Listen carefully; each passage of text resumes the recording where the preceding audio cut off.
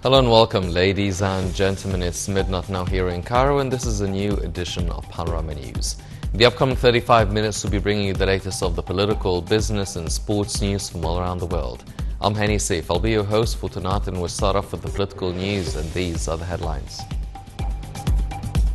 President Sisi inaugurates mega projects in Suez and southern Sinai. Yemen government and separatists sign deal to end power struggle in the south. And Iran will resume enrichment at an underground plant.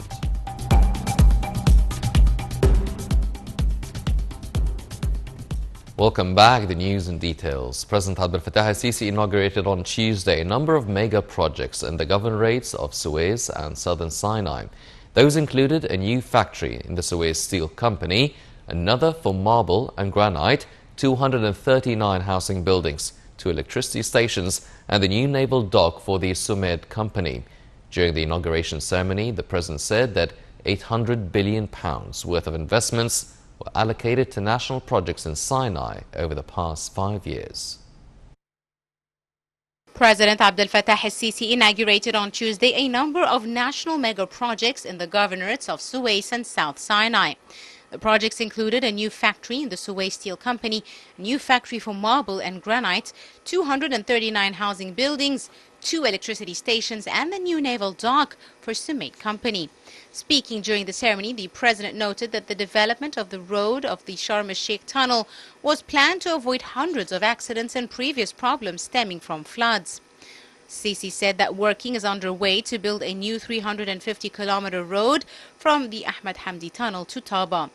During the inauguration ceremony, a documentary entitled Promising Future was shown on the importance of the new projects. The documentary highlighted the improvement in road networks in Sinai after concluding the Sharm el-Sheikh Tunnel Road, which extends about 342 kilometers. 2 axes connecting Salam Road and Sharm el-Sheikh Ring Road were also established. The projects were inaugurated via video conference. Speaking during the ceremony, General Mustafa Amin, Director General of the National Service Projects Department, reviewed efforts of the department in implementing Egypt's strategic development plan. General Amin said the iron and steel investments in Egypt have reached £170 billion. He said that 3,400 people are working and employed in steel factories. He noted that steel and iron production have increased from 6.4 million tons in 2009 to 8 million tons in 2019. General Amin said the new factory in the Suez complex for steel provides over 1,000 new job opportunities. He added that the department planned the establishment of new 6 industrial factories for granite and marble. Also speaking during the ceremony, the Minister of Housing reviewed efforts by the ministry in implementing the Sinai Development Plan, which includes housing projects in Tur, Abu Sniba and Nuweiba. He said that the state has a plan to establish 1 million housing units, 18% of which are in the Suez Canal region.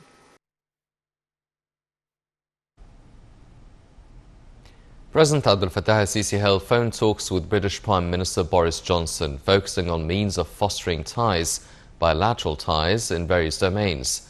The President welcomed the British government's decision to resume UK flights to Sharm el-Sheikh and voiced hope that this move would contribute to enhancing bilateral ties. Johnson, for his part, asserted Egypt's pivotal role in achieving peace and stability in the region. The British Premier said his country is looking forward to enhancing ties in the coming stage. President Abdel Fattah al-Sisi on Tuesday tweeted that he followed with great pleasure the agreement which was signed between Yemen's Saudi-backed government and southern separatists under the auspices of King Salman bin Abdulaziz, which was attended by Saudi Crown Prince Mohammed bin Salman and Abu Dhabi Crown Prince Sheikh Mohammed bin Zayed. Yemen's Saudi-backed government and southern separatists signed an agreement on Tuesday to end a power struggle in the south of Yemen that Saudi Arabia's Crown Prince hailed as a step towards a wider political solution to end the multifaceted conflict. Speaking to reporters, Saudi Arabia's envoy to Yemen said the pact reached after more than a month of indirect talks in the kingdom would see the separatist Southern Transitional Council join a new cabinet along with other southerners, and all armed forces would be placed under government control. Riyadh has been trying to resolve the standoff to refocus the coalition on fighting the Houthi movement on its southern border.